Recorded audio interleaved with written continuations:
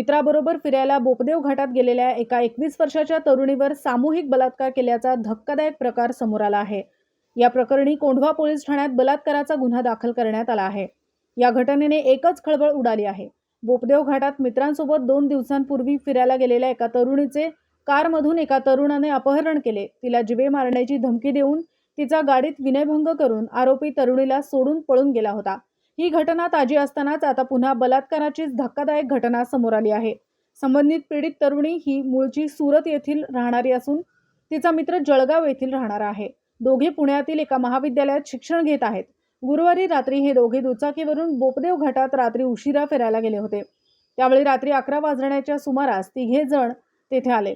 त्यांनी तरुणीवर सामूहिक बलात्कार केला। या घटनेमुळे घाबरलेल्या पीडित मुलीस तिच्या मित्राने एका खासगी रुग्णालयात दाखल केले। तेथे तिची वैद्यकीय चाचणी केल्यानंतर हा प्रकार उघडकीस आला। याबाबत रुग्णालयातून कोंढवा पोलिसांना माहिती दिल्यानंतर पोलिसांना या घटनेची माहिती झाली। त्यानंतर शुक्रवारी पहाटे 5 वाजता आरोपी विरुद्ध गुन्हा दाखल करण्यात आला आहे।